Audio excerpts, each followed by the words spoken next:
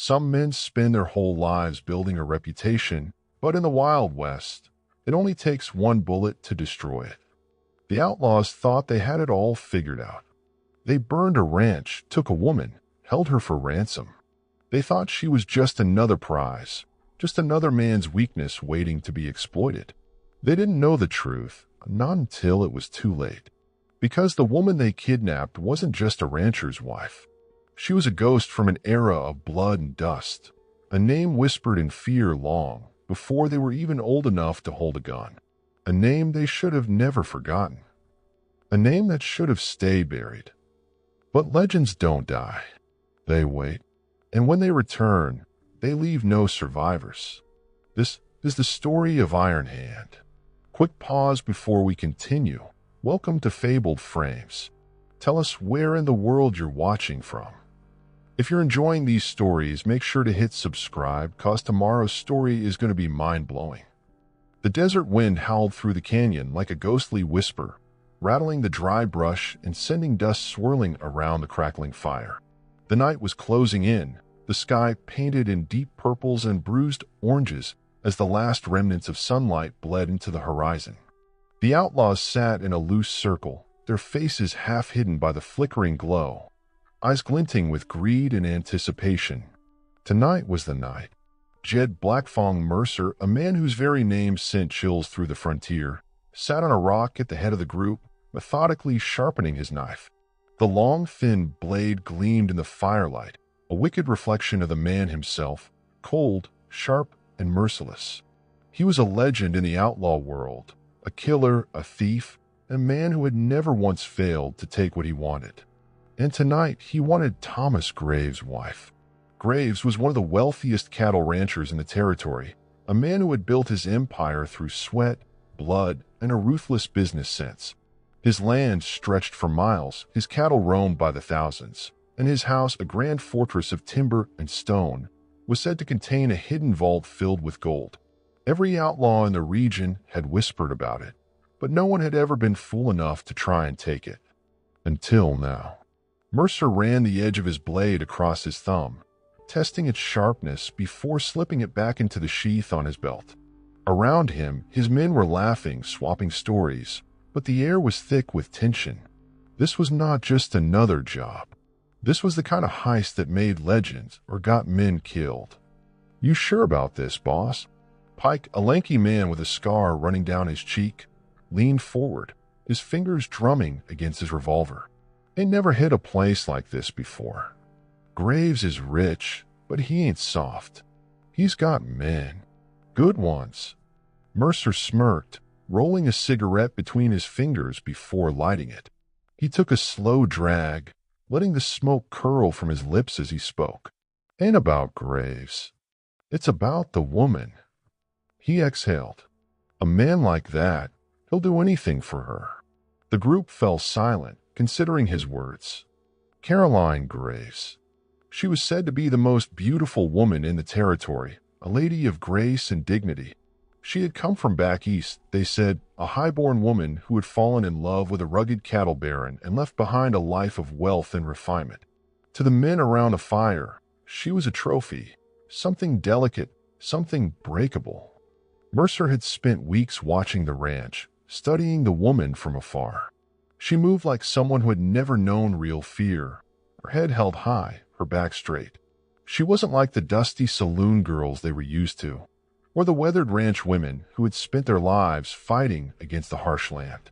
She was something else, and that made her valuable. "We take the woman, we send a message," Mercer continued, flicking ash into the fire. "Graves will pay whatever we ask. Hell, we could bleed him dry if we wanted." He glanced up at his men, his gaze dark and knowing. "Or we could make an example of her." The fire crackled as the weight of his words settled over them. A few of the men chuckled, cruel grins splitting their faces. The thought of holding a high-born woman for ransom, of seeing the terror in her eyes as she realized her fate, was enticing. "She the type to scream, you think?" Hollis asked, his voice thick with amusement. "I think she's the type to beg," Mercer replied, his smirk widening. The laughter grew. Only one man didn't join in. Sitting a little apart from the others, Harlan Tate, the oldest member of the gang, kept his face unreadable as he rolled a cigarette between his fingers. He had been an outlaw longer than any of them, had seen things that turned men's hair white. And something about this felt wrong. He had heard whispers before, old stories, half-truths, warnings. He had spent years in the dark corners of saloons, listening to men talk in hushed voices about a woman who once rode with the deadliest killers in the West. A woman with ice in her veins. A woman they called Iron Hand.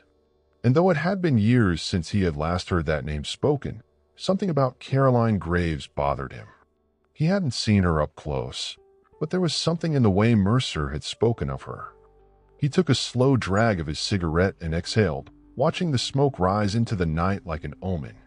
But he said nothing, because Mercer had made up his mind.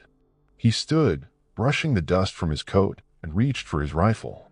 "We ride at midnight," he said, his voice final. "By sunrise, we'll be counting our gold." The men hooped and hollered, their voices rising into the night as they reached for their weapons. They were ready. They thought they were the hunters. They had no idea they were about to become the hunted.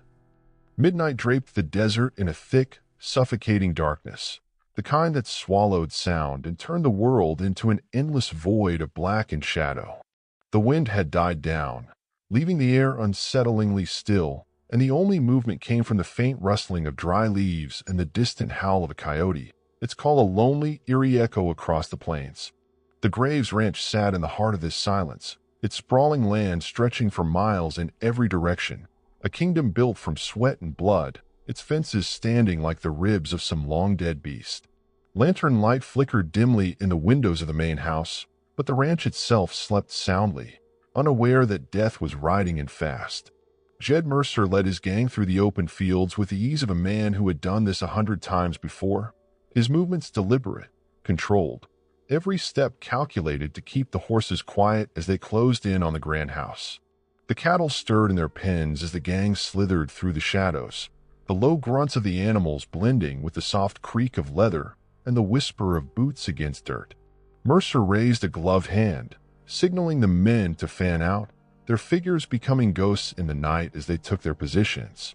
The plan was simple: create chaos, force the ranch hands into confusion, and by the time anyone knew what was happening, Caroline Graves would already be in their grasp. The first shot rang out like a thunderclap, shattering the fragile quiet of the night as one of the outlaws set fire to a distant hay barn, the dry wood catching instantly, sending a column of flames licking into the sky. The moment the orange glow illuminated the night, the ranch erupted into motion. Horses whinnied in panic. Ranch hands burst from their bunks, shouts of alarm breaking the air as the scent of burning would spread thick and fast. Mercer grinned at the sound of confusion, his pistol already in his hand as he spurred his horse forward, leading his men straight toward the main house. The front door crashed open before they even reached it, and Thomas Graves emerged, a rifle gripped in his hands, his eyes dark and alert, his expression that of a man who had seen war before. He didn't hesitate, didn't freeze in fear or confusion. He simply raised the barrel and fired. The bullet tore through the darkness, striking one of Mercer's men square in the chest, sending him toppling from his horse with a strangled gasp. The gang scattered, gunfire erupting in every direction, bullets snapping through the air, kicking up dirt and splintering what his ranch hands scrambled to defend their home. This was supposed to be easy. It wasn't supposed to be a damn gunfight. Mercer's horse reared as he yanked at the reins, his sharp eyes scanning the porch until they landed on her. Caroline Graves. She stood just beyond her husband, her nightgown billowing in the wind, her hair unbound, falling in loose waves around her shoulders. Even in the firelight, even in the chaos, she was the kind of woman men wrote songs about, the kind of woman whose face could start wars. Mercer had expected fear, expected wide eyes and trembling hands, maybe even a scream, but Caroline Graves did not scream. She did not cower behind her husband. She watched. She watched as the bullets flew, as the flames from the burning barn cast wild shadows over the land, as Mercer's men fought against the ranch hands, and there was something in the way she stood, something in the set of her shoulders, the way her lips parted slightly as if she was waiting for what Mercer didn't know. But he didn't have time to figure it out. More of his men were falling, and if they kept this up, they would lose the advantage. Snarling in frustration, Mercer turned his attention back to the woman, his grip tightening on the revolver. This needed to end now. He spurred his horse forward, straight toward the porch, his other hand reaching for the lasso hanging from his saddle. Graves fired again, the bullet grazing Mercer's arm, but the outlaw didn't slow. He lunged forward, the lasso snapping through the air like a whip. It caught Caroline around the waist. For the first time that night, her composure broke. Not with fear, but with fury. She fought against the rope, twisting violently as Mercer yanked hard, dragging her forward. Graves roared, firing wildly, but the moment Caroline's feet left the ground, he hesitated. He could keep shooting, but with the way Mercer was pulling her onto the horse, there was a chance he'd hit her instead.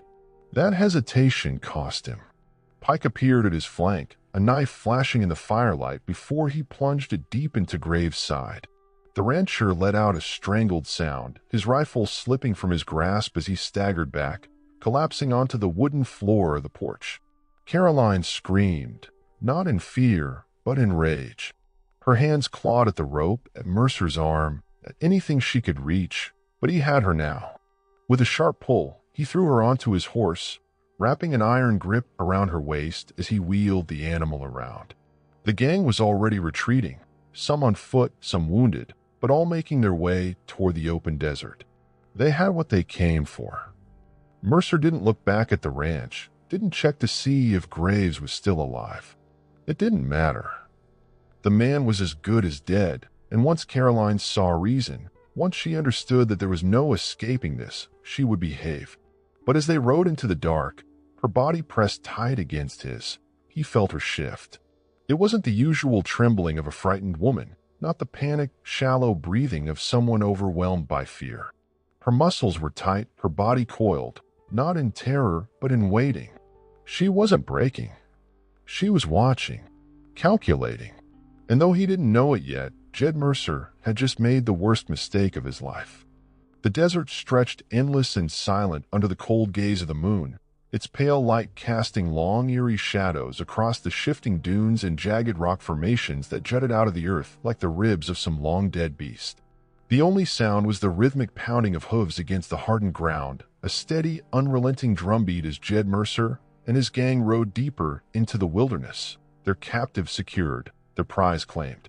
The firelit chaos of the Graves Ranch was now miles behind them, reduced to little more than a distant glow on the horizon, but the weight of what had transpired still clung to the air like the acrid scent of gunpowder.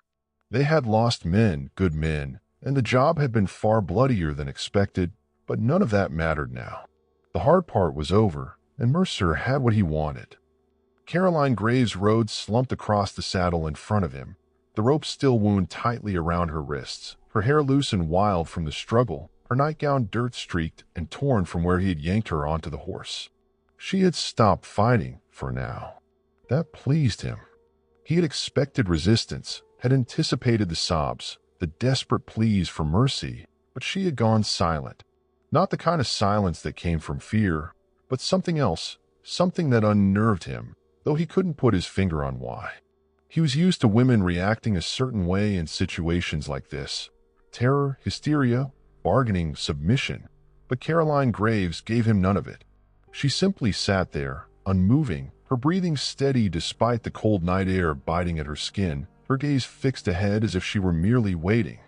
Pike rode up beside him, his scarred face twisted in frustration as he wiped a streak of blood from his chin, the dried remnants of a close-call bullet grazing his jaw. "Ain't right, boss," he muttered, keeping his voice low enough that the other riders wouldn't hear. "Should have been clean, should have been quick. Instead, we lost 3 men, nearly got ourselves shot to hell, and all for what? A woman." He spat into the dirt, his lip curling as he flicked his gaze toward Caroline. "She ain't even worth it." Mercer smirked, adjusting his grip on the reins, his free hand tightening slightly around Caroline's waist.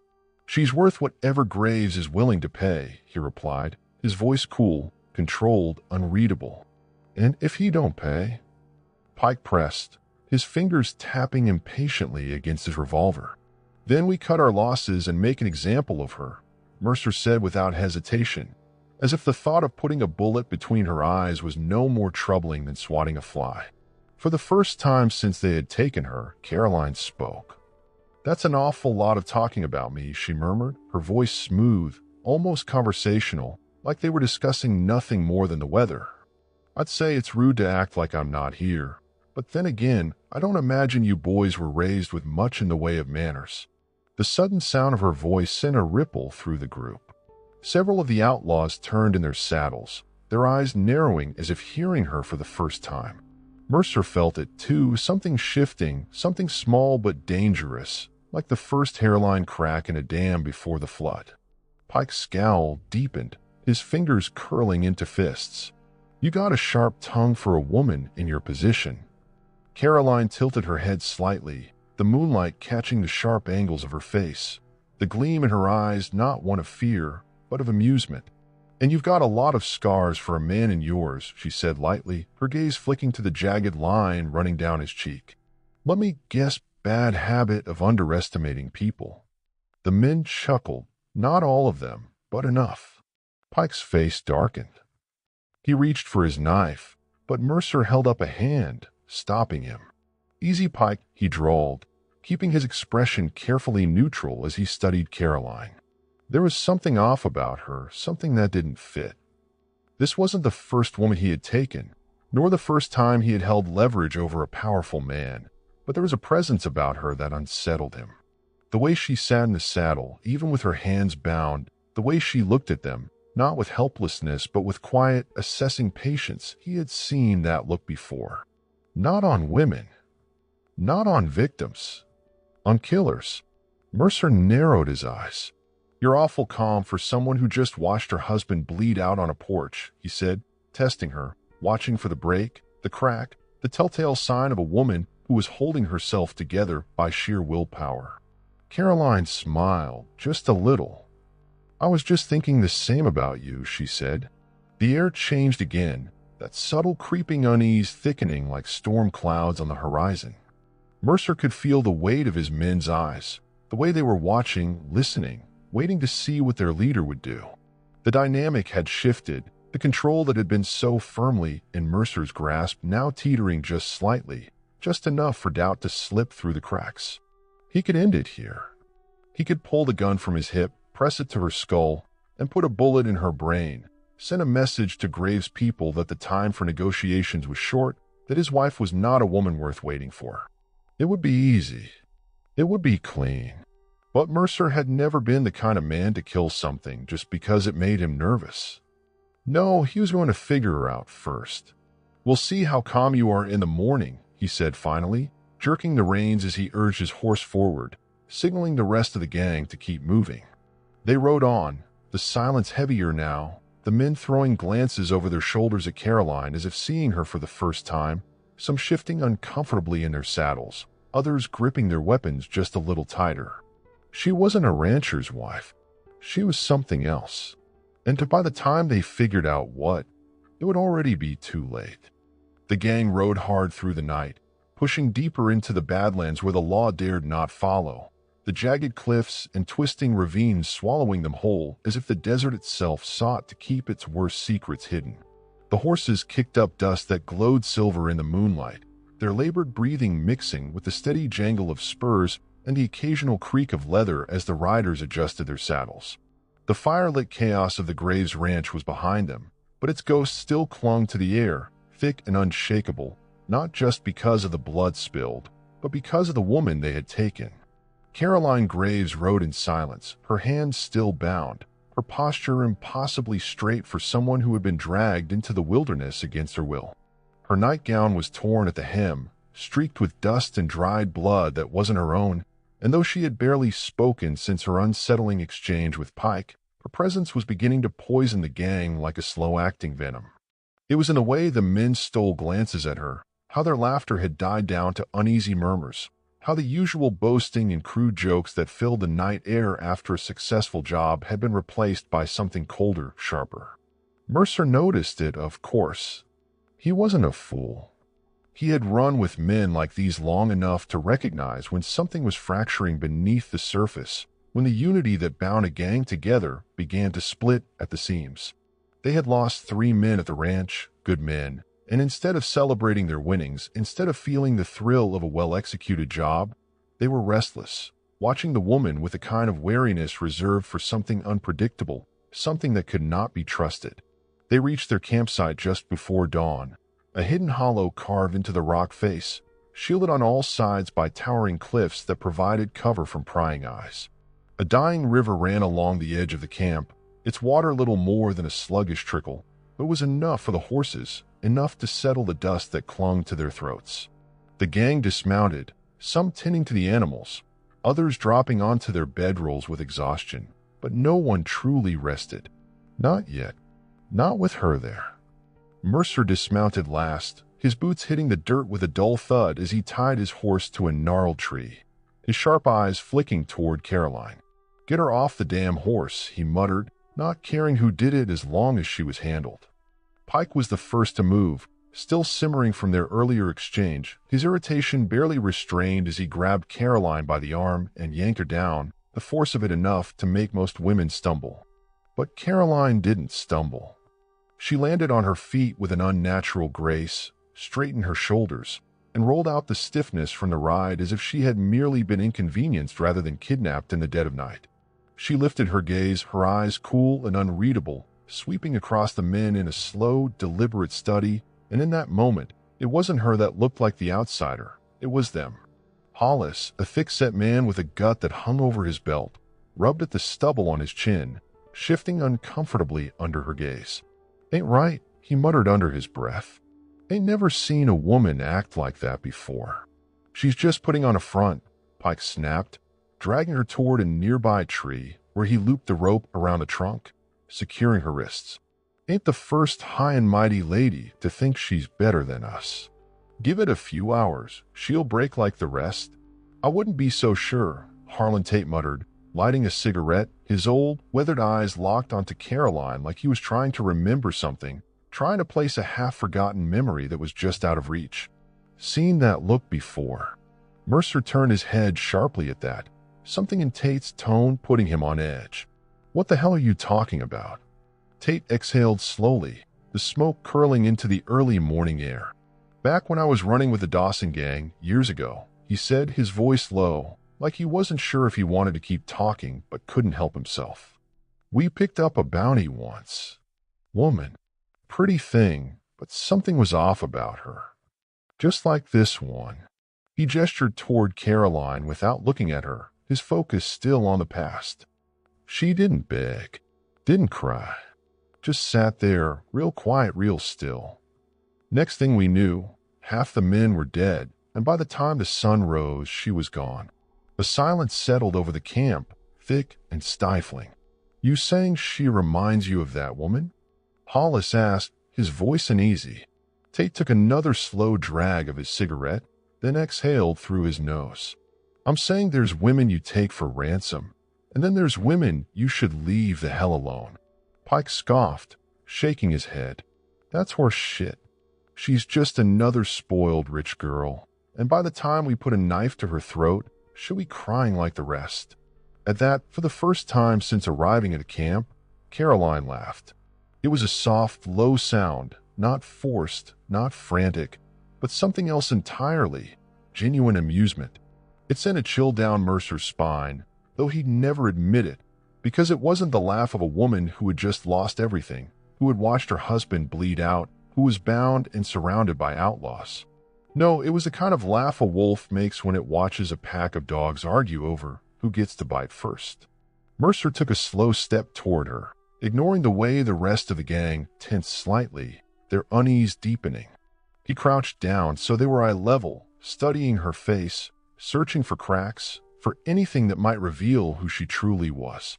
"You think this is funny?" he asked, his voice quieter than before, measured, controlled. Caroline tilted her head slightly, the hint of a smirk playing at the corner of her mouth. "I think it's interesting," she murmured. watching men who think they're in control when they have no idea what they've just walked into. A muscle twitched in Mercer's jaw. For the first time in his life, he wasn't sure if he had just captured a hostage or invited the devil into his camp. He stood abruptly, turning on his heel. "Keep her tied up. No one touches her," he said, his voice edged with something unreadable, something almost reluctant. The men nodded, but their gazes lingered on her, and Mercer could see it clear as day. The doubt, the hesitation, the way fear had started to creep into the edges of their minds. The gang was splitting, a fracture forming, barely visible now, but growing by the second. Caroline Graves had done nothing but sit there and speak a handful of words. And somehow she was already tearing them apart. The fire had burned down to embers, casting a dim reddish glow over the outlaw camp, its flickering light dancing against the rock walls that boxed them in on three sides.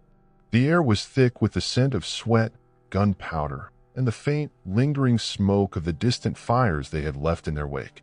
The men were spread out across the clearing, some sprawled on bedrolls, others leaning against their saddles, their weapons never too far from reach.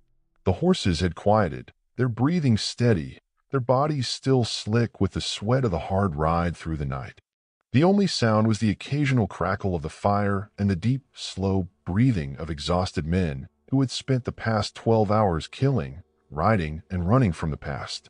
Mercer sat slightly apart from the others, his back against a boulder, his hat pulled low over his eyes, though he was not asleep. He had never been the type to sleep easily, and tonight was no exception. The job had gone wrong, not just because they had lost men, not just because Graves had put up more of a fight than expected, but because of her. His gaze flicked toward the tree where Caroline Graves sat, her hands still bound, her back pressed against the rough bark, her expression unreadable even in the low light. She hadn't spoken again since her unnerving little laugh earlier, hadn't screamed or wept or pleaded, but there was something about the way she held herself that unsettled him. She wasn't just enduring this, she was waiting. Mercer knew the difference. He had seen it before, in the eyes of men who had nothing left to lose, in the quiet confidence of gunslingers who had drawn more blood than they could ever wash off. But never in a woman. Never in someone who was supposed to be the victim. He took a slow drag from his cigarette, the glow of the burning tip illuminating his face for a fraction of a second before he exhaled the smoke into the night air. His men might not have seen it yet, but he did. She wasn't just another ransom. She was something else. And if he didn't figure out exactly what that was before the sun rose, he had a feeling it would be too late. The night stretched on, the fire shrinking further, the occasional snore breaking the silence. Mercer didn't move, didn't shift his position, but he kept his focus on her, watching for any sign that she was up to something.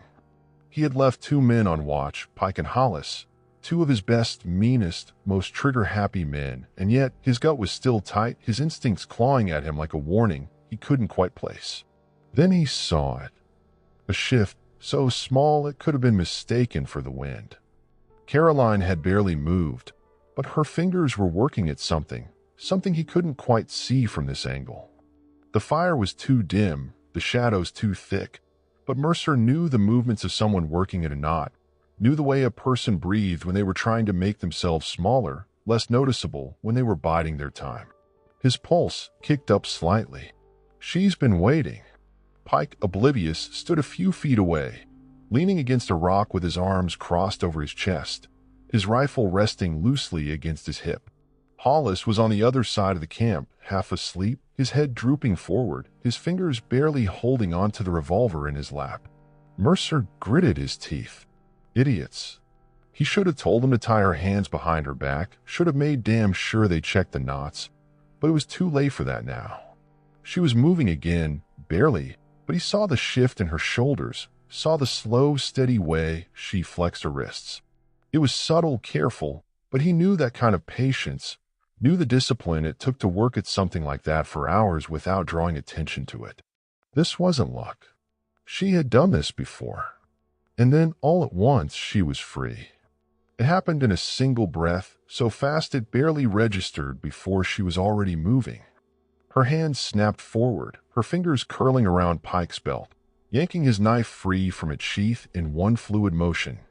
Before the outlaw could react, before he could even turn his head, she drove the blade deep into his side, twisting with a brutal, practiced precision. Pike let out a strangled gasp, his body seizing up, his fingers scrambling uselessly for his gun, before she ripped the knife free and shoved him backward. Hollis jerked awake at the sound, his gun fumbling in his hands, but Caroline was already on him. Mercer had seen men fight for their lives before, had seen the desperation, the wild swinging, the clumsy, frantic clawing, but that's not what he saw now. What he saw was efficiency, ruthless, calculated precision. Caroline didn't waste a single movement. She wasn't fighting in the way a woman trying to escape would fight. She was fighting like a predator, taking down prey. By the time Hollis got his gun up, she was already there, already driving her knee into his gut, already slamming the hilt of the knife against his temple, already twisting his own gun from his hands and turning it on him before he even had time to scream. The gunshot exploded through the camp, tearing through the night like a thunderclap, sending the rest of the gang scrambling awake, their hands fumbling for their weapons, their eyes wide with confusion. Mercer was already moving, already drawing his revolver, already taking aim, but Caroline was gone. He spun, eyes darting through the camp, searching for her, for any trace of movement, for the flash of moonlight against steel. His men were shouting, hollering, firing blindly into the darkness, but she was already in the trees, already slipping into the black, her nightgown barely visible between the twisting branches. Mercer cursed viciously under his breath. She had been waiting, biding her time, playing the part. He had thought he was the one in control, had thought that he was the one pulling the strings, but the truth was sinking into his gut like lead. She had never been their prisoner. She had been hunting them. The realization sent a rare thrill of something dangerously close to fear down his spine, a sensation he hadn't felt in years, not since he had first taken a life, not since he had first held a gun and realized how easy it was to decide who lived and who died. But this woman was something else entirely. His grip tightened on his gun, his jaw clenched as he took a slow, steady breath. The camp was in chaos, his men panicking, but he wasn't about to let her slip away. Not now. Not after what he had just seen. He turned to his gang, his voice cutting through the madness like a blade. "Find her," he growled. "Or we're the ones who'll be running." Because for the first time in his life, Jed Mercer had the sinking feeling that he wasn't chasing a woman. He was hunting a ghost. The sun had barely begun its slow crawl over the jagged horizon when Sheriff Eli Cutter rode into the smoldering ruins of the Graves Ranch, his sharp eyes sweeping over the wreckage with the cold calculation of a man who had spent too many years riding into places just like this. The barn was still smoking, a skeletal husk of blackened beams and charred wood, the scent of burned hay mixing with the coppery tang of blood that soaked the dirt beneath his boots. Dead men littered the yard, some ranch hands, some outlaws, their bodies stiff with the finality of a fight lost. And then there was Thomas Graves, barely clinging to life, a hand pressed weakly to the wound in his side, his breathing shallow, his face pale as death. Cutter crouched beside him, his long shadow stretching over the blood-stained porch, his fingers adjusting the brim of his hat as he studied the dying man. He had known Graves for years, not as a friend, but as a force in the territory, the kind of man whose name carried weight in places that mattered. He was too stubborn to die easy, but Cutter had seen enough wounds to know when a man wouldn't last a day. "They took her," Graves rasped, his voice little more than a whisper, each word laced with pain. "Caroline, those bastards took my wife." Cutter didn't flinch, didn't react beyond a slow, measured inhale as he shifted his weight, his boots creaking against the bloodied floorboards. He had expected that much, had already pieced it together from the state of the place, from the desperate, frantic way the remaining ranch hands had described the attack. But what he hadn't expected was the way Graves looked at him now, not with desperation, not with grief, but with something else, something darker, something that cut through the pain like a knife. "Listen to me," Graves continued, his fingers digging into Cutter's sleeve with what little strength he had left. You don't understand. You have to find them. You have to bring her back. They don't know who they took." Cutter's brow furrowed slightly, the faintest flicker of something unreadable crossing his face. He had been a lawman long enough to know that men in Graves' position didn't beg, not for money, not for justice, not even for their own lives. But this was something else entirely. "Jed Mercer's got a head start," Cutter said finally, his voice low, measured. "But I'll find him." Graves let out a pained breath, shaking his head slightly. "It ain't Mercer you should be worried about," he murmured. "It's her." Cutter's eyes narrowed, his gut twisting at the way those words lingered in the air, settling over the ruined ranch like a storm waiting to break. He had heard whispers before. Legends. Stories told in saloons over half-empty glasses of whiskey. A name that had been spoken in fear, then forgotten, buried under years of dust and silence. A name that had once carried the weight of death itself. Iron Hand. The pieces clicked together so fast it felt like a gunshot in his skull. Caroline Graves wasn't just the wife of a wealthy rancher.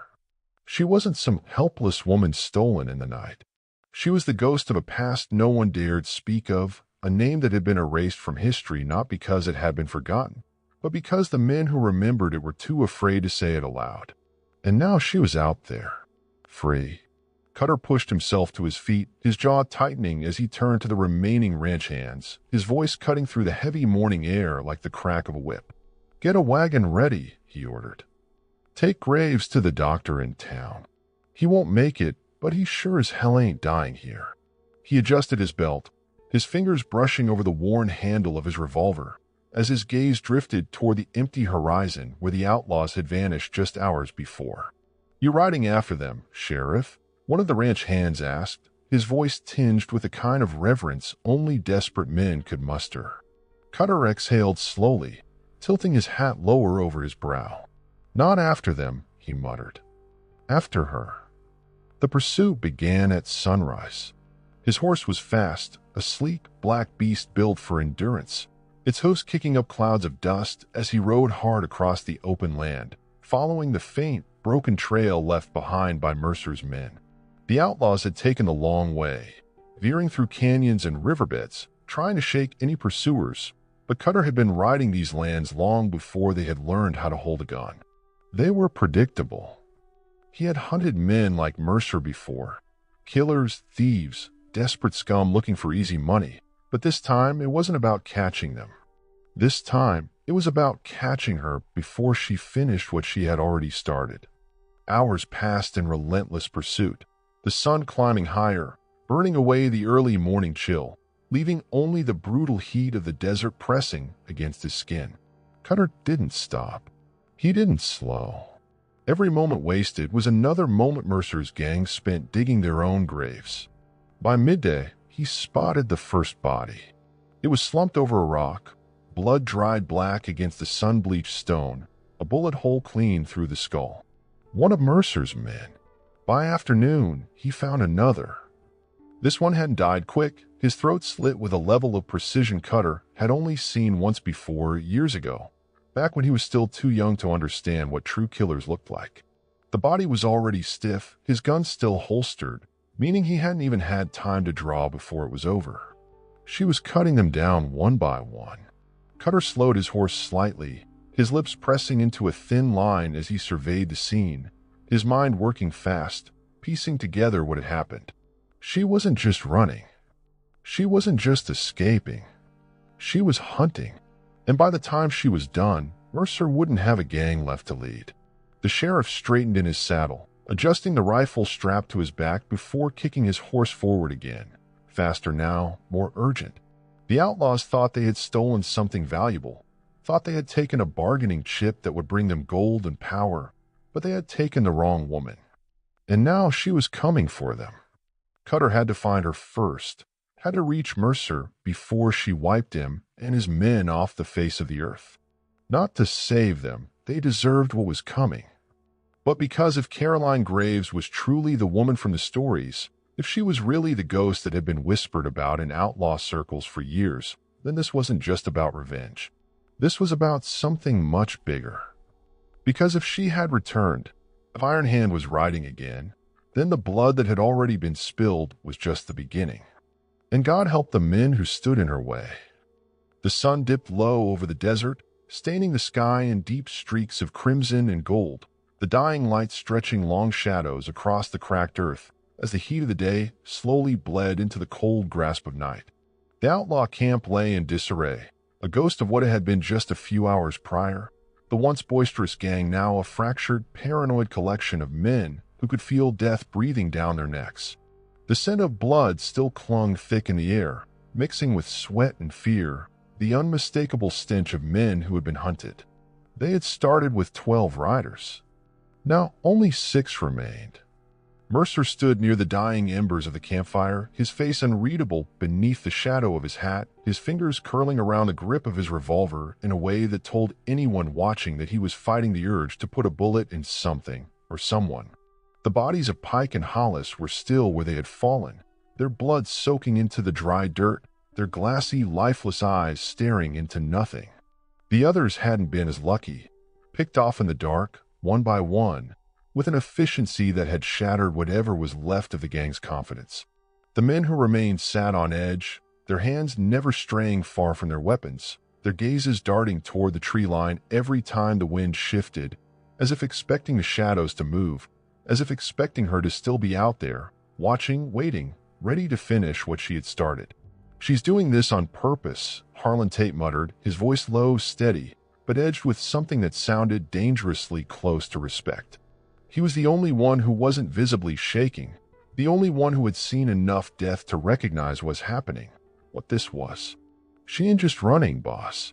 She's playing with us." Mercer's jaw tightened, his teeth grinding together as he took a slow, measured breath, forcing himself to think past the frustration boiling in his gut. This wasn't how it was supposed to go. This was supposed to be easy. Ride in, take the woman, bleed the rancher for every cent he had, and disappear into the Badlands before the law got wind of it. Instead, they had stolen something they didn't understand, something they couldn't control, something that was now unraveling them piece by piece. And the worst part, he still didn't know why. "I need to know," he said finally, his voice a low growl, his gaze cutting toward Tate. "Who the hell is she?"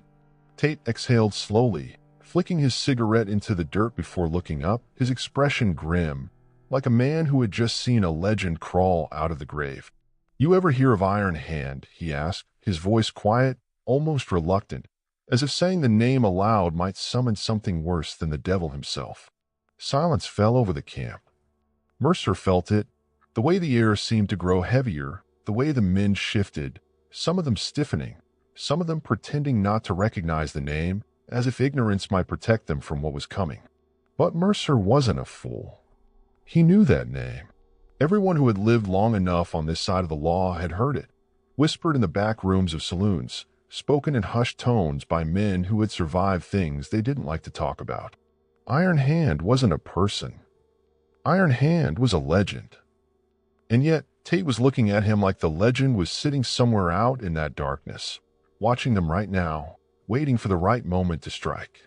Mercer scoffed, shaking his head, forcing a smirk that didn't quite reach his eyes. "Iron Hand was a man," he said, though the words tasted wrong even as he spoke them. Tate shook his head. "No," he said. "Iron Hand was a ghost that killed more men than the goddamn cholera epidemic. And you dumb bastard, you just kidnapped her." The fire crackled in the silence that followed, the weight of those words settling over the remaining men like a noose tightening around their throats. Mercer didn't believe in ghosts. He believed in men, in bullets, in blood, in the things that could be measured and understood. But there was something in Tate's eyes that told him this wasn't just another outlaw's tall tale. "She was a gunfighter," Tate continued, his voice quieter now, his hands resting over his knees like a man preparing to share something that was better left buried. "A real one. Not the kind who shoots drunks in back alleys for the sake of a reputation. The kind who doesn't miss. The kind who takes on 10 men and walks away with her boots still clean. The kind who disappears when she's done and leaves nothing behind but bodies." Mercer didn't speak. didn't move, didn't breathe, because he had seen the way Caroline Graves moved. And suddenly every goddamn thing made sense. The way she hadn't begged. The way she had sat, waiting, calculating. The way she had taken out Pike and Hollis without so much as breaking a sweat. She wasn't a victim. She was a predator. And somehow he had put a noose around his own neck without realizing it. Mercer stood suddenly, his movements sharp, controlled, every ounce of amusement gone from his face. "Get the horses ready," he ordered, his voice cold, clipped. "We're moving." No. The men hesitated. "Boss, it's dark," one of them started, but Mercer shot him a look that cut the words dead in his throat. "She's out there," Mercer snapped. "And she ain't gonna stop until we're dead." His gaze flicked toward Tate, his jaw tight. "You said she disappeared, right? That no one ever saw her again?" Tate nodded once. Mercer exhaled sharply, adjusting his gun belt, the unease in his gut curling into something sharper, more urgent. "Well, guess what?" he muttered. "She's back." And he wasn't about to sit around and wait for Iron Hand to finish what she had started. As the gang scrambled to break camp, the last remaining embers of the fire flickered and popped, casting fleeting shadows against the rock walls. And somewhere out in the dark, Caroline Graves was watching, waiting, because this wasn't over. This was only the beginning. The gang rode hard through the night, their horses kicking up clouds of dust that hung thick in the air, illuminated only by the pale sliver of moonlight slicing through the darkness. There was no more conversation, no more laughter, no more easy banter that had once filled the space between them like the dull hum of restless men on the move. Now there was only the sound of hooves pounding against hard earth, the steady, rhythmic breathing of riders too afraid to stop, and the whisper of the wind curling through the canyons, carrying with it the unmistakable scent of blood. Mercer could feel it, the weight pressing down on them like a noose tightening with every mile they put behind them, the unshakable knowledge that they were running, but not fast enough. She was still out there. Caroline Graves, Iron Hand, if Tate was to be believed, was hunting them, picking them off one by one, cutting them down like wolves thinning a weak pack. Mercer didn't need to be told what that meant. He had been in this life long enough to know the difference between a bad job and a curse. The kind of job where nothing went right, where men started dying in ways that didn't make sense, where fear crept in like a disease and spread through even the hardest bastards until they started making mistakes, turning on each other, looking for someone, anyone to blame. And Mercer could feel it happening now. The men rode close together, too close, their hands never straying far from their guns, their shoulders hunched, their eyes darting to the shadows stretching long across the canyon walls as if expecting them to move. They were all thinking the same thing, though none of them dared to say it aloud. She's out there. She's watching. Mercer tightened his grip on the reins, his jaw clenched so tight it ached. This couldn't go on. They needed a new plan, needed a place to regroup, to take control of the situation before it spiraled completely out of their hands. And most of all, he needed to remind these men who they were. Not prey, not weak fools running scared through the night, but killers, thieves, outlaws. They reached an abandoned mining town just before dawn. The once thriving settlement now little more than a graveyard of forgotten buildings and rotting wood, the air thick with the scent of dust and decay. The structures stood like hollowed-out corpses, their windows gaping black and empty, their doors creaking on rusted hinges as the wind blew through. The place had been picked clean years ago, left to the coyotes and the ghosts of men who had chased fortunes and found graves instead.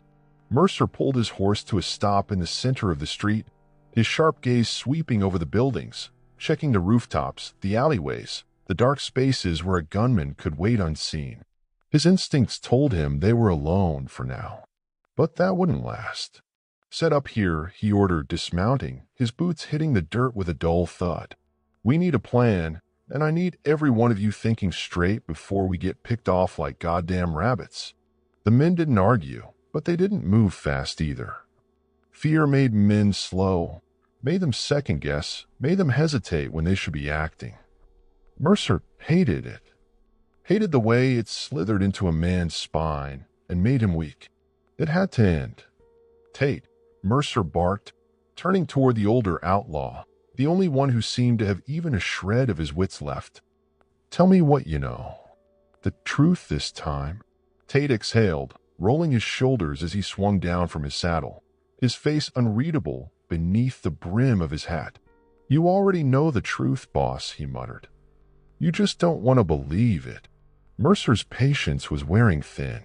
He grabbed Tate by the collar and shoved him hard against the nearest post, ignoring the way some of the men tensed at the sudden violence, ignoring the way a few hands twitched toward weapons. He needed them to see this, needed them to remember who was in charge. I don't have time for your ghost stories, Mercer growled, his face inches from Tate's. I need facts. I need to know what she is. Tate didn't flinch, didn't even blink. You think she's something you can explain, he said, his voice low, steady, unnervingly calm. You think she's just another bounty? Another rich man's wife to be bartered like cattle? He shook his head, his mouth twisting into something that wasn't quite a smile. She's the kind of woman men lied about killing just to make themselves feel safe at night. Silence settled over the group, thick and suffocating. Mercer saw it then, the way the men were looking at him, not just for answers, but for certainty, for something solid to cling to in the face of something they didn't understand. And that's when he knew. This wasn't just a job anymore. This was about control. He could feel it slipping, could see the cracks forming, could sense the slow, creeping realization sinking into their bones. They weren't the hunters anymore. They were the hunted. And that meant only one thing. Someone had to die. Mercer let Tate go, turning his gaze toward the rest of the gang, his eyes cold, calculating. Someone had to take the blame.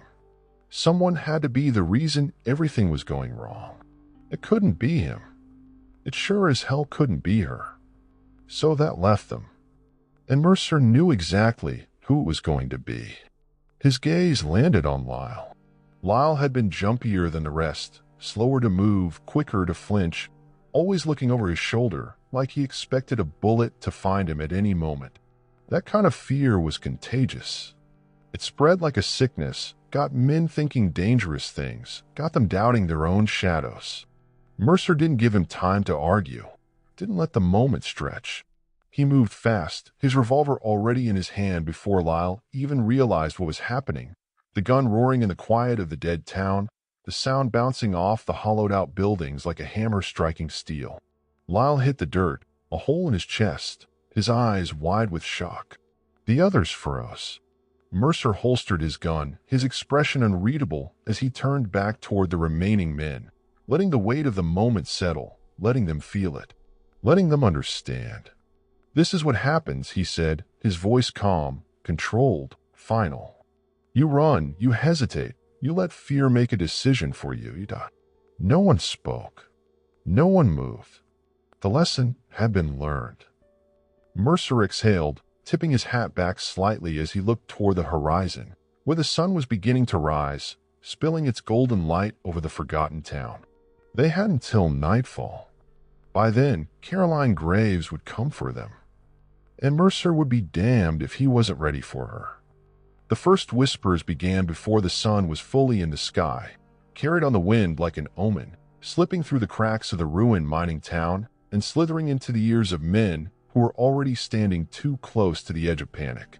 It started with Harlan Tate, the old outlaw who had seen too much and survived too many things he shouldn't have. He spoke in a low voice, not meant for all to hear, but loud enough that it traveled like wildfire. The kind of words that didn't just sit in a man's head but burrowed deep into his gut like a sickness. I rode with a man once, Tate murmured, his fingers working at the cigarette between his lips, the tip glowing bright against the dim morning light. Man who had a price on his head so big, every bounty hunter west of the Mississippi was after him.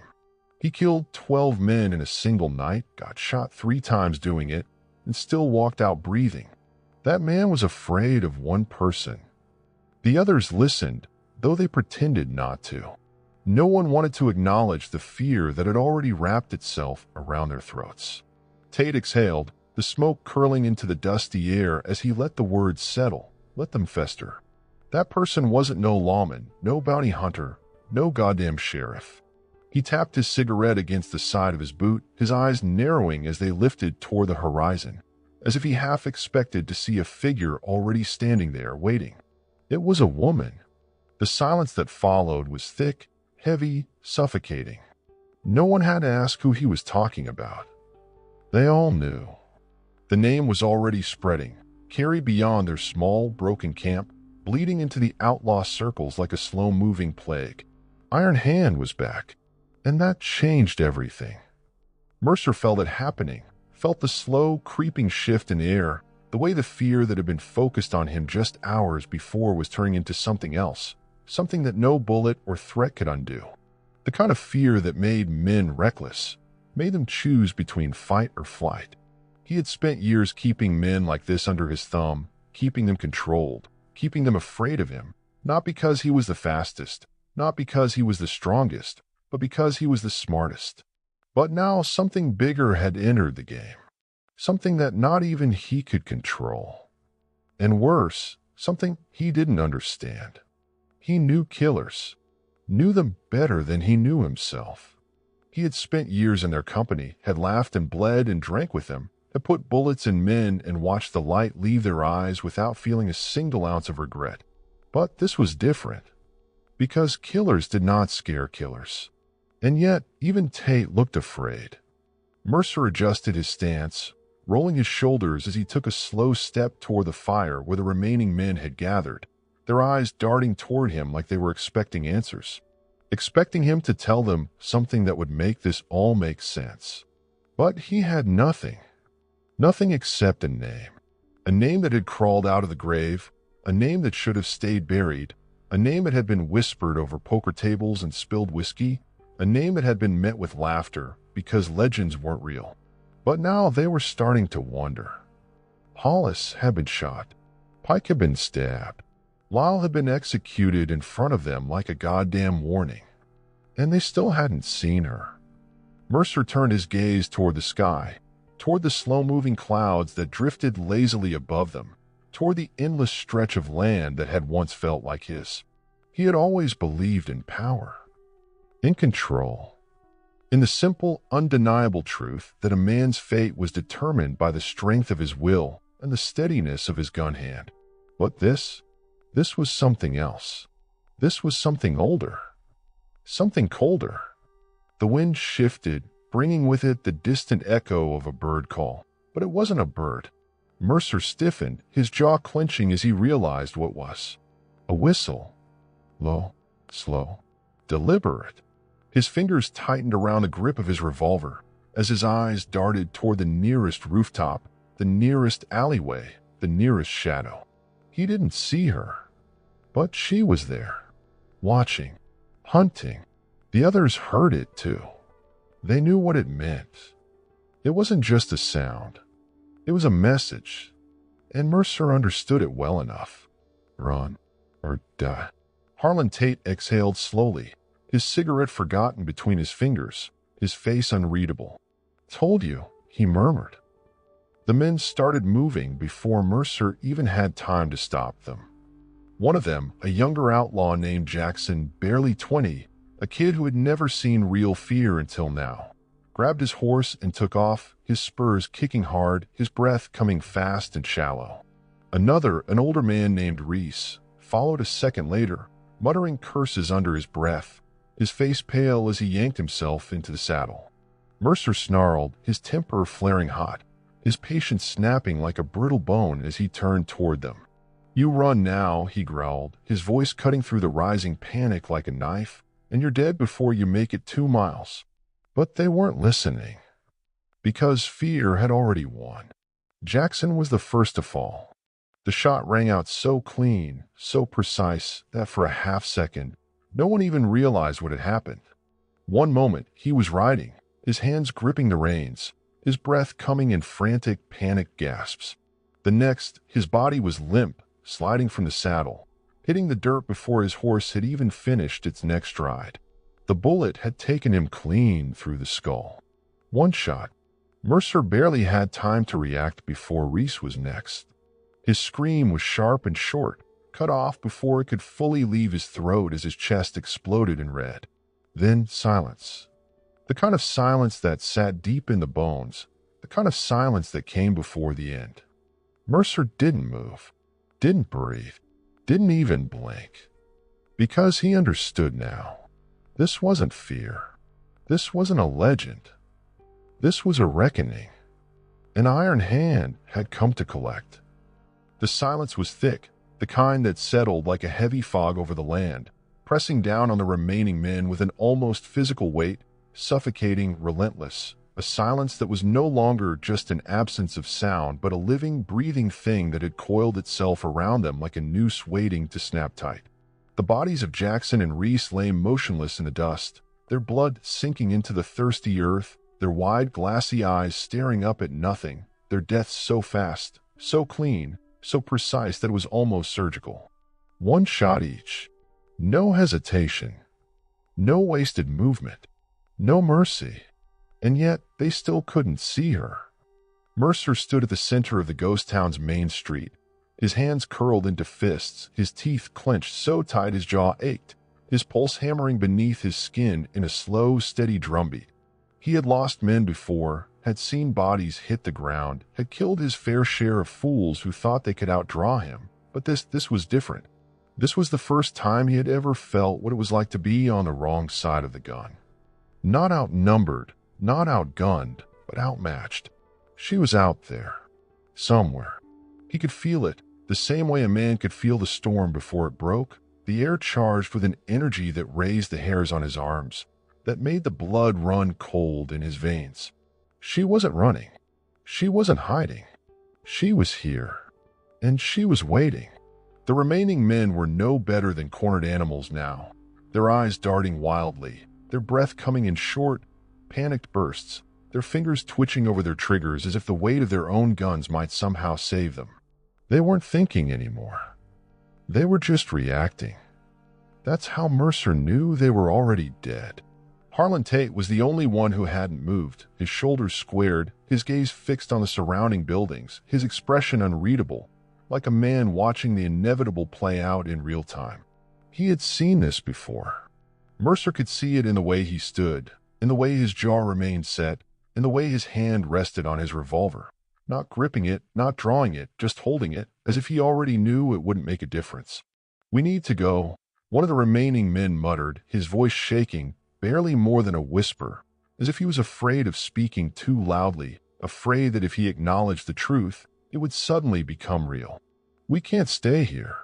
She's picking us off like goddamn flies." Mercer didn't answer. Not because he didn't want to, because there was no answer. This wasn't a fight they could win. This wasn't a fight they could walk away from. And yet, Mercer wasn't the kind of man who ran. His fingers curled tighter around the grip of his gun, his body taut, his senses straining against the quiet, listening, waiting, forcing himself to slow his breathing, forcing himself to ignore the fear crawling up his spine like a living thing, forcing himself to remember who the hell he was. And then the sound came. A single boot step. Soft, deliberate, close. The reaction was immediate. One of the men panicked, turned too fast, raised his gun toward the sound, finger already on the trigger, a movement made from instinct, from terror, from the desperate need to fire first and survive. He never got the chance. The gunshot came so fast, so impossibly fast, that for a split second, Mercer thought he had imagined it. 1 second, the man was standing, his body tense, his breath sharp, his revolver halfway raised. The next, he was collapsing forward, a fresh hole clean through the center of his forehead, the back of his skull painting the dusty street behind him. And still, they didn't see her. One shot, one kill, like a ghost in the dark. Another breath, another step, another bullet. This time, Mercer caught it. Not the shooter, but the flash. A flicker of movement between the buildings, too fast to track, too smooth to be anything but practiced, too precise to be anything but a professional. The figure had already moved, already vanished into the next shadow, already blending back into the bones of the forgotten town before Mercer could even lift his gun.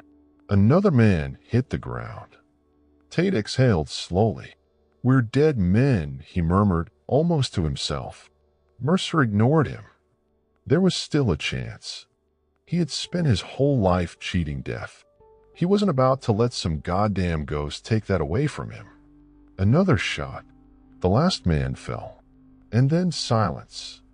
No movement. No breath. Just Mercer and Tate now.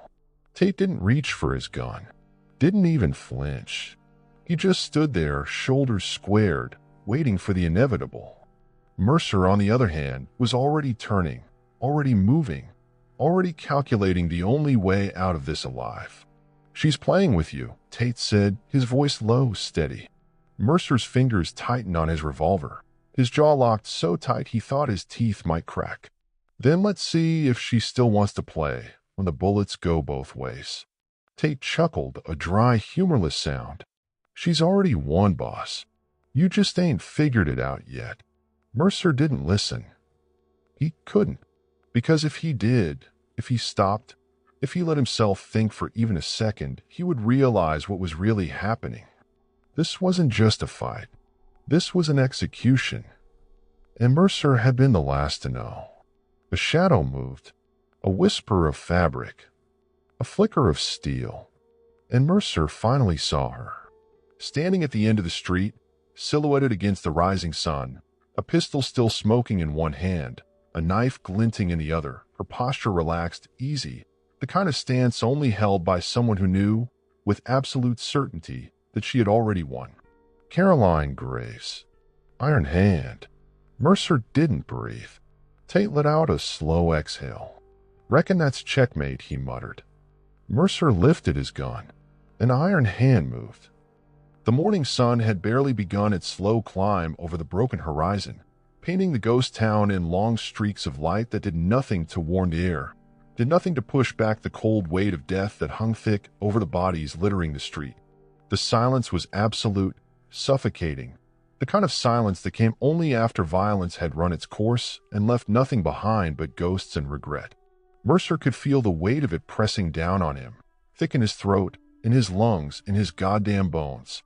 He had never felt fear like this.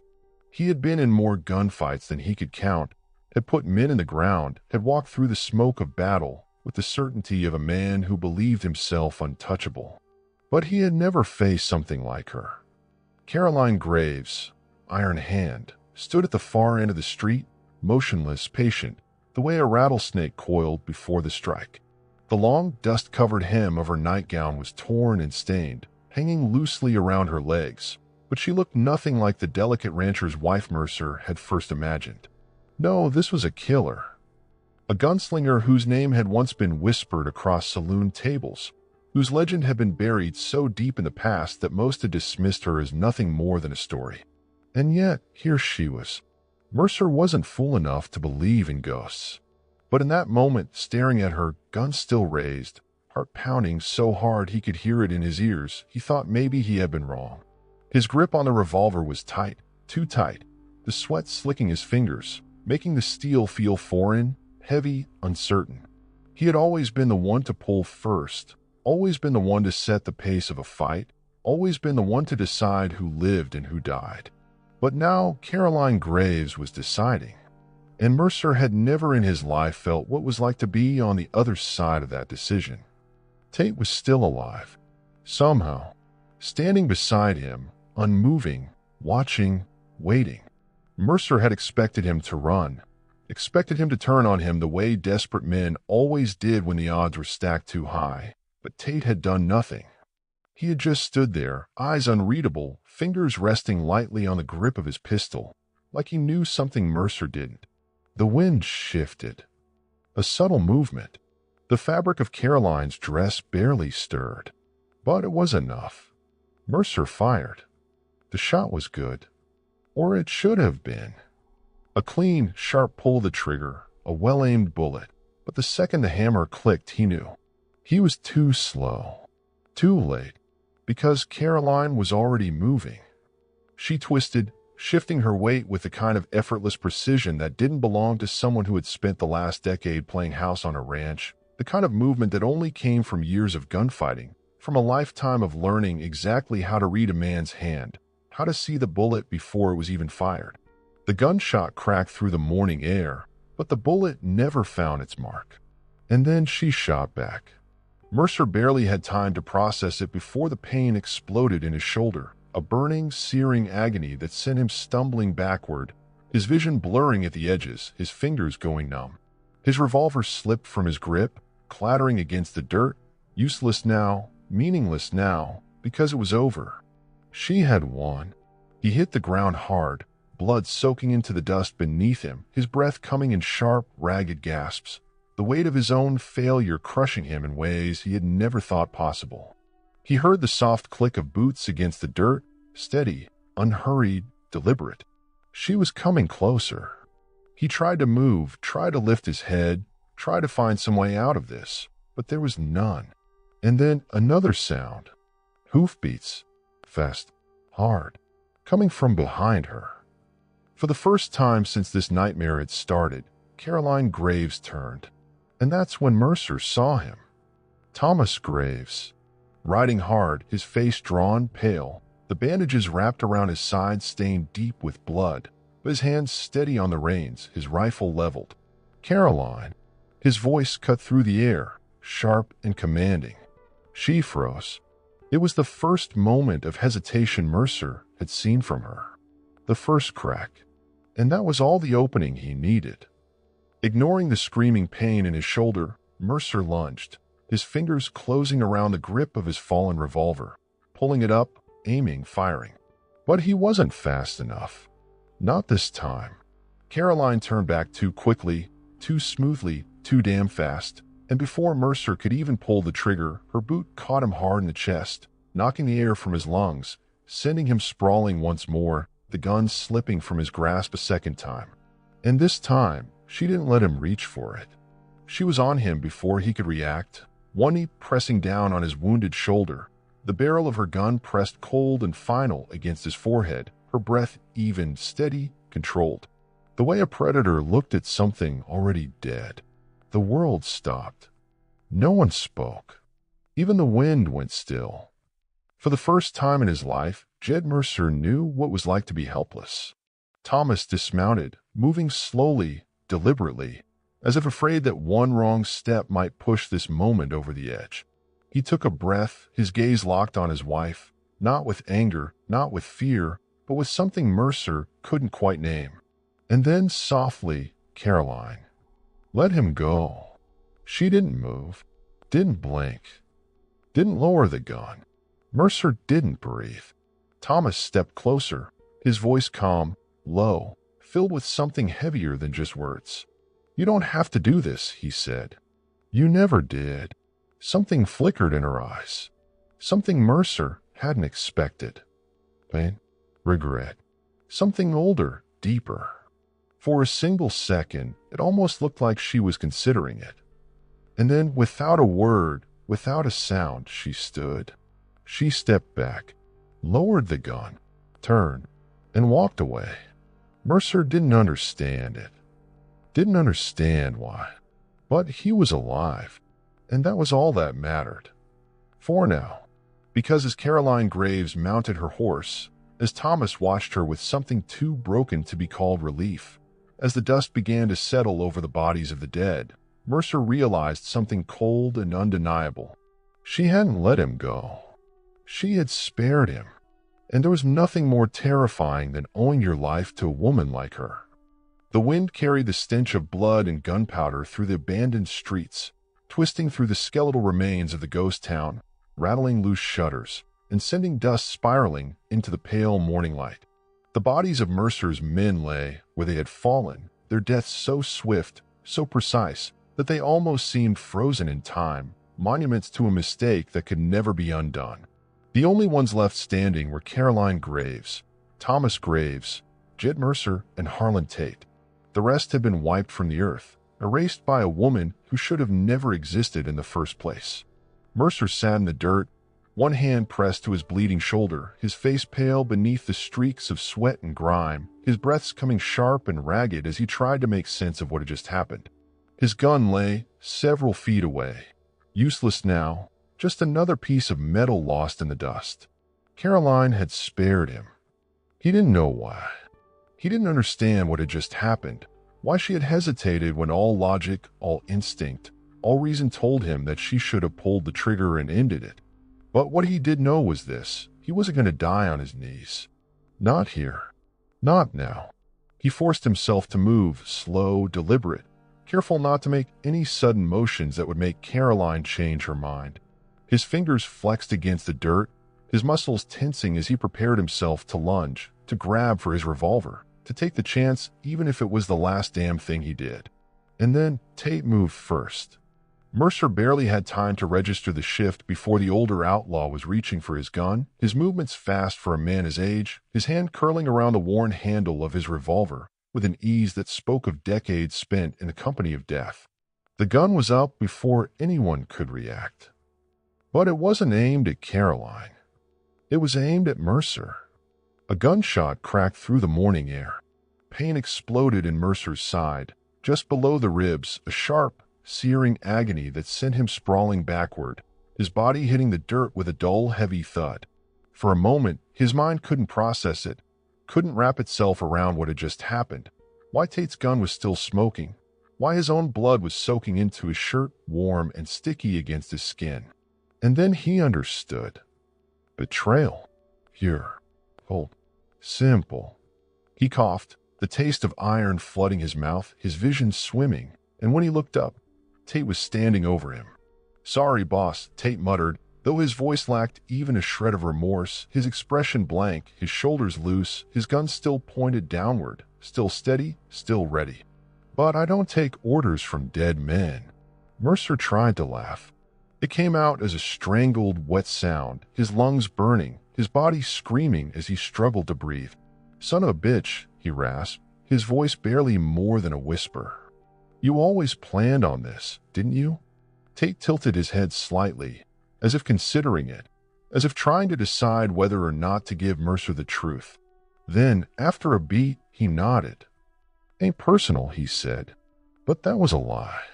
Everything about this was personal. Mercer knew it now, knew that Tate had been waiting for the right moment, waiting for things to go wrong, waiting for an excuse to cut him loose and take what was his. And Mercer had handed it to him on a silver platter. "Tate." The voice was Caroline's. Mercer's vision was fading, but he saw the way Tate's head snapped toward her, the way his grip on his gun twitched ever so slightly, the way he squared his shoulders like a man preparing for something inevitable. Tate put the gun down. A slow smirk curled the older outlaw's lips, and he let out a low chuckle, but he didn't lower the gun. "Now, why would I do that?" he mused, tilting his head slightly. "Ain't this what you wanted, Iron Hand? You came here to kill him, didn't you? You wanted his blood on your hands, wanted to take back whatever it is you think he stole from you. Why not let me finish the job?" Caroline didn't move. She just stood there, her own gun still at her side, her expression unreadable, the morning light casting a golden glow against the sharp angles of her face. And for the first time since this all began, Mercer saw something flicker in her eyes. Something dangerous. "You still don't get it," she murmured, shaking her head slightly, almost as if she were disappointed. This was never about him. Tate's smirk faltered. It was the only warning he got. Caroline's gun was up before he could blink, the barrel flashing in the light, the gunshot splitting the air. Tate barely had time to react before the bullet ripped through his leg, tearing through muscle and bone, sending him crumpling to the ground with a strangled yell. His gun clattered from his grip, spinning once in the dirt before coming to a stop out of reach. He gasped, one hand flying to the wound, blood already seeping through his fingers, his expression shifting from cocky amusement to something darker, something colder, something dangerously close to fear. Mercer let out a weak, choking laugh from where he lay, still bleeding, still half-conscious. "Guess you ain't as clever as you thought," he rasped. Tate didn't look at him. His eyes were on her. Caroline stepped closer, slow, deliberate, the dust stirring around her boots, her expression calm, controlled, but not empty. No, there was something there. Something deep. Something old. She crouched down in front of Tate, her gun still in her hand, but she didn't raise it again. And that was worse.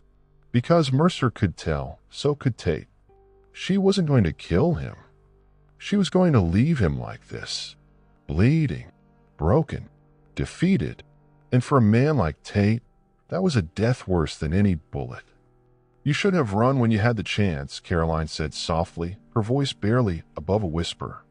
Tate didn't answer. Couldn't. Because they both knew. There was nothing left to say. And just like that, it was over.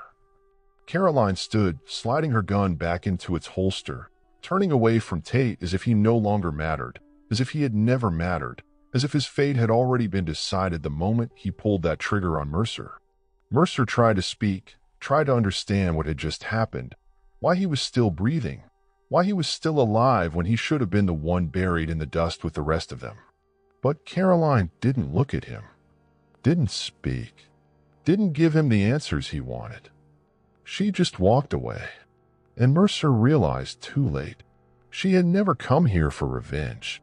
She had come here to bury the past. And now that it was done, Iron Hand was gone. For good. Or maybe just for now. The sun was higher now, bleeding gold into the dust-choked sky, turning the ghost town into something almost dreamlike, something blurred at the edges, something caught between the past and the present. The smell of gunpowder still lingered thick in the air, mingling with the scent of sweat, of blood, of men who had died too fast to understand what had killed them. Jed Mercer lay in the dirt, still breathing but barely, his hand pressed weakly against the wound in his side, his vision swimming, his body screaming. Harlan Tate wasn't much better, his leg a shattered mess, his face tight with pain, but his pride refusing to let him scream. And Caroline Graves was gone. Not a trace of her. No sound of a retreating horse, no footprints in the dirt, no shadow slipping through the ruins. It was as if she had never been there at all. Mercer wanted to laugh, or maybe scream, but he didn't have the strength for either. Instead, he just lay there, staring up at the sky, feeling the weight of it pressing down on him, crushing him, suffocating him, making him realize just how small he was in the face of whatever the hell had just happened. And that's when he heard it. Distant hoofbeats. Slow, steady, heavy. Not a single rider. Group. Mercer forced himself to move. It felt like his body had been filled with lead, his limbs sluggish, his muscles refusing to obey. But he turned his head toward the horizon, blinking against the blinding sunlight, trying to see who was coming. And then he did. And his blood ran cold.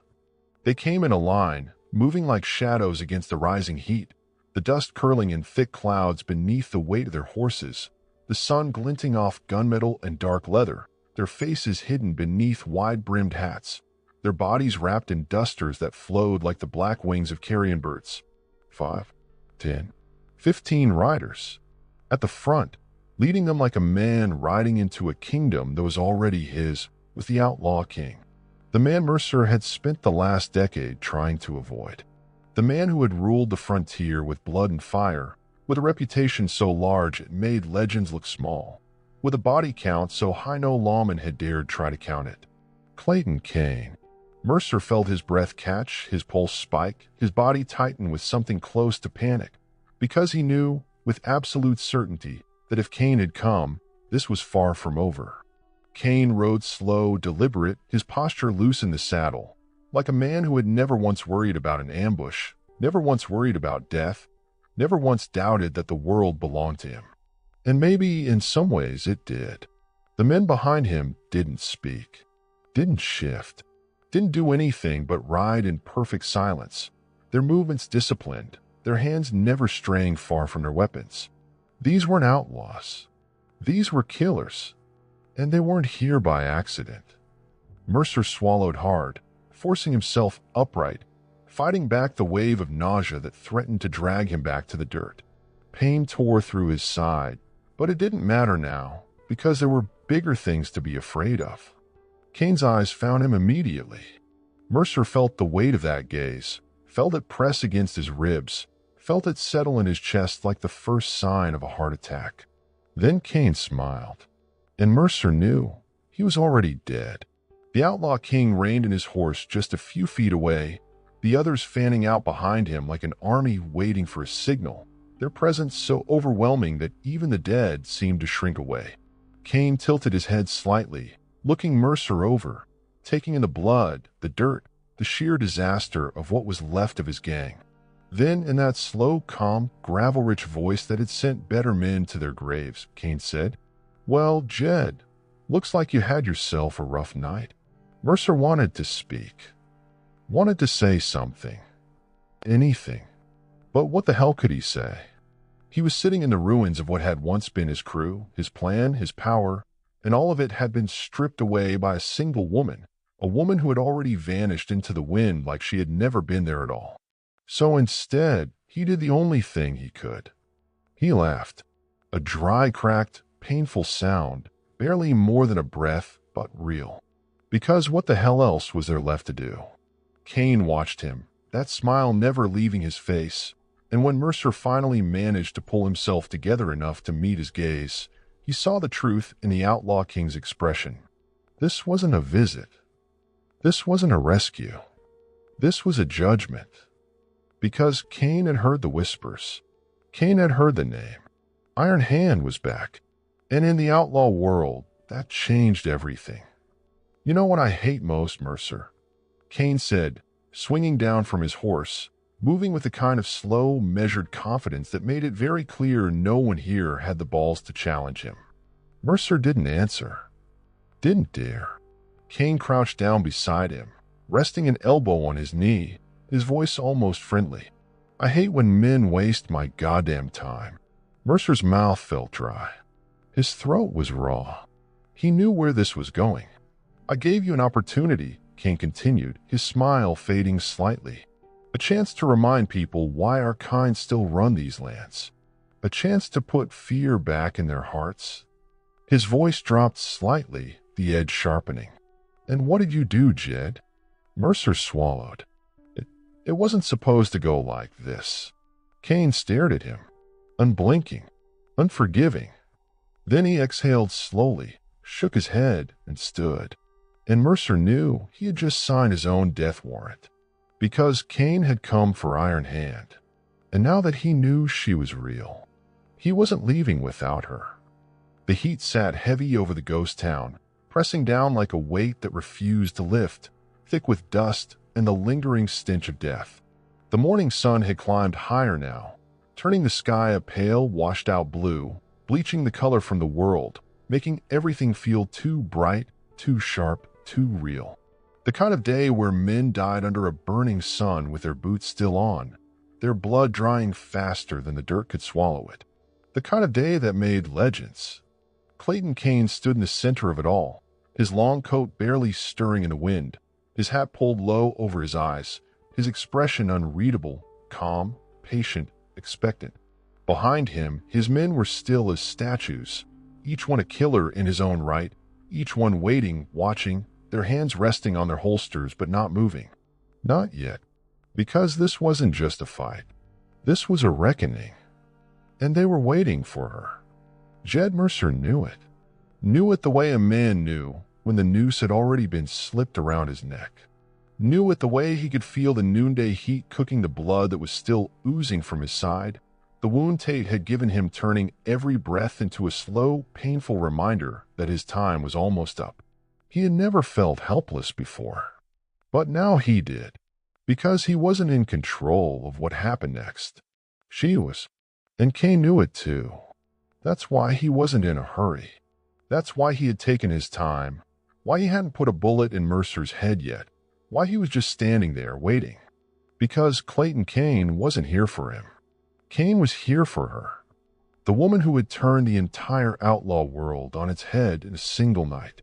The woman who had been gone for years, forgotten, erased. Until now. Until she made sure no one could forget her again. Iron Hand. The name hung in the silence, unspoken but felt, a weight heavier than the heat, than the blood, than the bodies cooling in the dust. Cain had heard it, the same way every outlaw with a price on his head had heard it. The same way whispers had already spread across the land like wildfire, carried from saloon to saloon, town to town, whispered in the dark corners where men spoke of things they feared. She was back, and Cain had come to see it for himself. Mercer tried to shift, tried to push himself upright, but his body refused.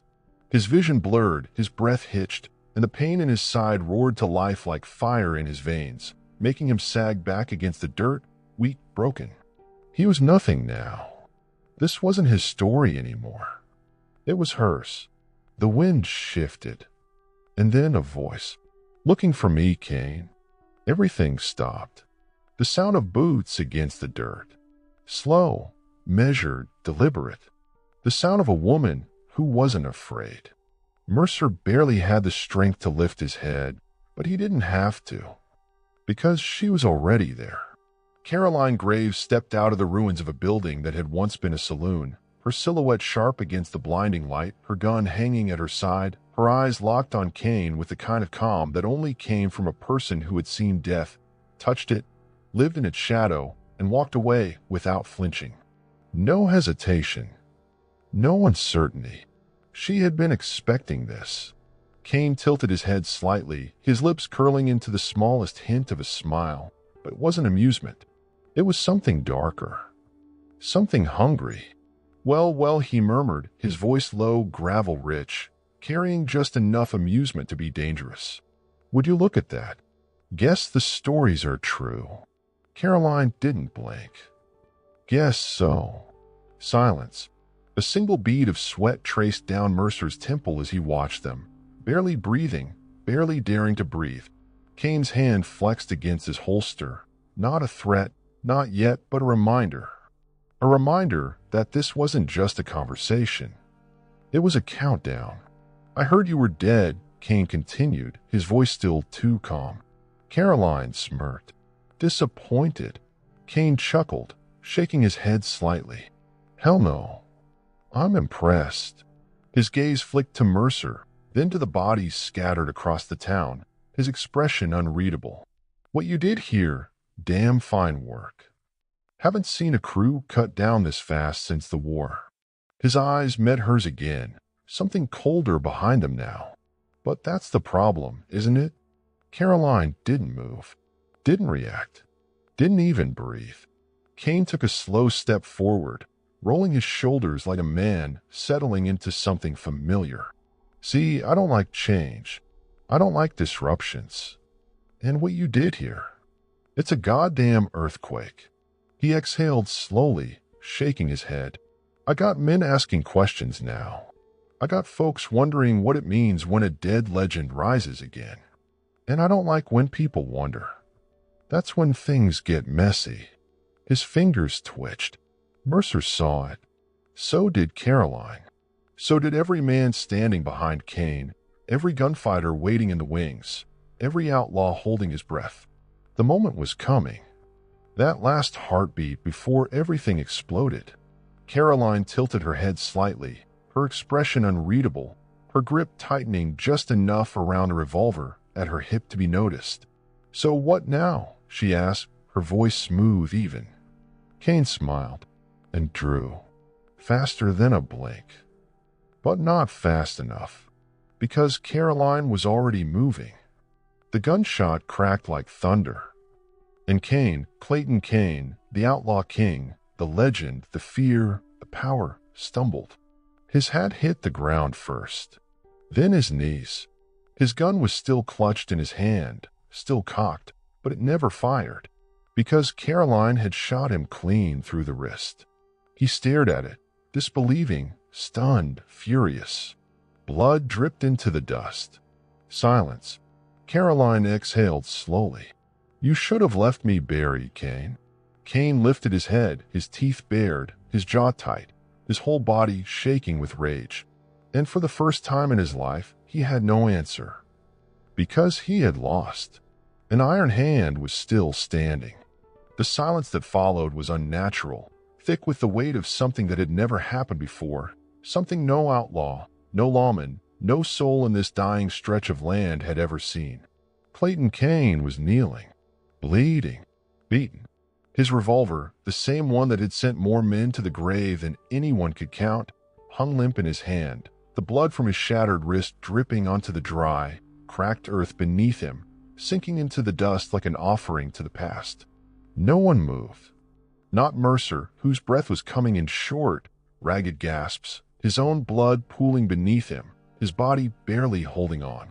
Not Harlan Tate, still slumped against the wreckage of an old building, his face twisted in shock, in understanding, in something close to. Not Kane's men, the killers who had ridden into this town with the certainty of men who had never known fear, men who had followed Kane into every battle, through every storm, through every massacre, believing in him, believing in his power. And now, they were staring at a legend brought to his knees. Because Caroline Graves had one. She stood over him, motionless, composed, unshaken. The wind lifted the hem of her coat, her gun still steady in her hand, the barrel aimed just low enough that it wasn't a death sentence. Not yet. She wasn't breathing hard, wasn't flinching, wasn't hesitating, because she had always known how this would end. She had been faster. She had been better. And Kane, the man who had spent his whole life making sure he never had to kneel before another soul, the man who had burned towns, killed sheriffs, slaughtered innocents and outlaws alike just to remind the world that he was king, was now sitting in the dirt like a man who had just learned, too late, that kings were meant to fall. His breathing was ragged, sharp with fury, with disbelief, with something that wasn't fear, but was close enough to feel like it. His men were still behind him, still standing, still waiting for the order that wouldn't come. Because what the hell was there to say? Fight? For what? For a dead man? No one had ever seen Kane loose. And now that they had, they weren't willing to die for him. The air was thick, suffocating, heavy with the weight of waiting, waiting for the next breath, the next move, the next decision. Because this wasn't over. Not yet. Mercer knew it. Kane sure as hell knew it. And most of all, Caroline knew it. She took a slow step forward, the sound of her boot crunching against the dirt cutting through the thick silence, shattering it, making Kane's gaze snap up, making his remaining hand twitch toward the knife at his belt, because he wasn't the kind of man who accepted loss, wasn't the kind of man who would let himself be left like this, broken, humiliated, defeated. If he was going to die, he was going to do it on his feet. His fingers curled around the handle of the blade, and Caroline fired. The second bullet didn't miss, didn't spare, didn't hesitate. Kane's body jerked. His breath hitched. His hand went still. And then he fell, face first into the dirt, his blood joining the others who had died before him, his reign ending not with a war, not with a stand, not with fire and glory, but with a single gunshot from a woman he had never seen coming. A woman who wasn't supposed to exist. A woman who had once walked away from all of this, buried it, left it behind. But some ghosts refused to stay buried. The wind shifted, and Kane's men ran. Not because Caroline told them to. Not because anyone had to. But because they had seen what happened when a legend fell. And no man wanted to be the next to kneel. Mercer watched it all unfold, his breath shuddering, his vision blurring, his mind still reeling from the fact that he was still alive, that somehow against every damn odd in the world, he had survived this. And for what? To watch her ride away? Because she was leaving. Of course she was. Caroline Graves wasn't a queen, wasn't a ruler, wasn't the kind of woman who stayed to claim the throne she had just carved out of the bodies of dead men. She had never fought for power. She had fought for something else entirely. And now it was over. She stepped back, slipping the revolver into its holster, her gaze flicking once, just once, toward Mercer, toward Tate, toward the town that had become the graveyard for the past. And then she turned toward the open road, toward the wild, endless stretch of land beyond the horizon, toward the next place, the next story, the next fight. Because there was always another fight. An iron hand was still out there. The town was silent again, but it wasn't the silence of waiting, of breath held in fear, of men standing on the edge of something too terrible to name. It was the silence that followed an ending, the kind that settled deep into the bones of the land itself, into the rotting wood of the buildings, into the dust that had swallowed so many lives before this moment, into the empty streets where the ghosts of the dead would linger long after the bodies had been buried. Jed Mercer lay still, his body heavy with exhaustion, his limbs numb, his mind struggling to catch up with the fact that he was still alive. His wounds burned, his ribs ached, his breath rattled in his chest, but he was breathing. Against every damn odd, he had made it. And Clayton Cain had not. The Outlaw King's body lay sprawled in the dirt, his blood soaking into the earth, his gun still clenched in stiff fingers that would never fire another shot. He had ruled the frontier like a god. And like all gods, he had fallen to a mortal hand. Or maybe something worse. Because Caroline Graves had never been just another gunfighter. She was a force. A whisper in the dark that men told each other in hushed voices. A shadow that had passed through history, leaving only bodies in its wake. And Mercer knew. He had looked into her eyes and seen the truth. Iron Hand had never died. She had simply been waiting. The wind picked up, sending loose papers skittering across the street, lifting the dust in lazy swirls that caught the rising sunlight, making everything look almost peaceful, almost calm. But Mercer knew better. He turned his head, every muscle screaming, forcing his gaze toward the empty horizon, toward the road where she had disappeared. No trace of her remained, no footprints in the dust, no sound of a retreating horse, no lingering presence that could be followed. She was gone. Just like that. The law would come soon. The bodies would be counted. The town would be marked as another graveyard of forgotten men, another place where blood had been spilled, another story to be passed around whiskey tables and campfires, twisted and stretched until the truth became something unrecognizable. But Mercer would remember.